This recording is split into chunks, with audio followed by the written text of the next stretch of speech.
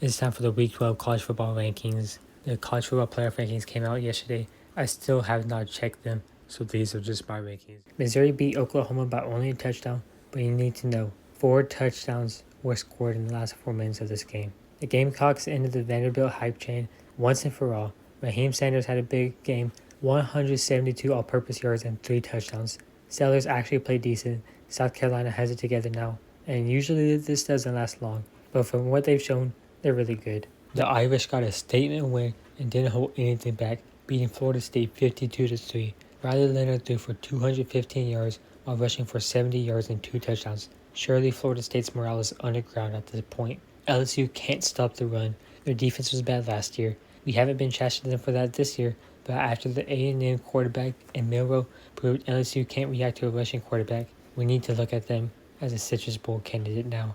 Watching the game, I called out that Georgia Tech was going to upset Miami, which is what I did a couple of years ago when I predicted the big takeover Pitt upset before they fired the coach. They had no excuse letting Haynes King and backups run over them like they did. Inexcusable, but I still believe they can make up for it and step up their run defense. They beat Michigan 20-15. Michigan scored first, but Indiana replied with 2 long passing touchdowns. They're not scared to throw deep, and they're good at it. Plus, no team has scored 20 or more on them in over a month. Well-deserved bye week. BYU won off a game-winning field goal, beating Utah. This was the best game Utah has played all year, but even then, BYU clutched up in a tough environment and remained undefeated. Also, the all-red versus all-blue jerseys were sick. The Aggies had a bye week, so they stay the same rating. They got one of the worst FBS teams in New Mexico State next week. They beat the worst team in the conference, Miss State, but Dylan Sampson got a career-high 143 rushing yards and is top 10 in the nation for yards this season.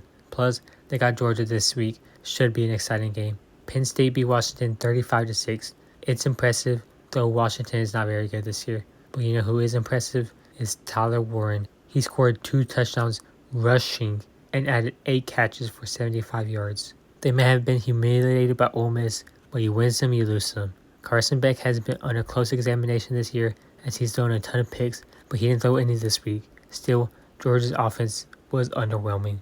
And while Georgia goes -4, Ole Miss goes +4 as they won 28-10. They didn't allow a touchdown after the 4th quarter, and their backup QB didn't struggle as he scored 2. I was really high on Ole Miss in the beginning of the year, as you can see in my first rankings video this season, and they showed why. Rarely do I ever move a team that much higher than where they were the week before, but Alabama showed out in their last meaningful game before the playoffs, beating LSU 42-13. Jalen Noel is back to Heisman form as he ran for 185 yards and 4 touchdowns. Alabama has some of the best rallies of any team this year. When they come to play and aren't sloppy like against Vanderbilt or Tennessee, Alabama literally can't be stopped. They shut out Purdue 45-0. Do I need to say more? Well, I can downplay the victory by saying everyone beats Purdue. No, seriously. They have 1 win all year and had a negative 133-point differential entering the game.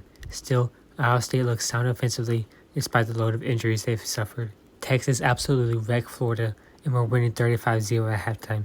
This is the same Florida team that was beating Georgia last week for a while, and Texas dog-walked them. After Georgia's loss, Texas is the team that has the most trust in, which is surprising because Texas has never been this good in my lifetime. Oregon beats Maryland. They own a victory over Ohio State. They're the clear number 1. And the difference between Oregon this year and last year, they are blowing teams out. It says a lot when you're dominant because it's going to be that much harder for teams to figure you out. You can't show your playbook in the regular season, and the Ducks have been doing well just playing elite football, reminding me of the Jim Harbaugh Wolverines that won the national championship last year. So these are my rankings. I only did the top 15 teams this time. Full rankings are in the description. Thank you for watching. See you next week.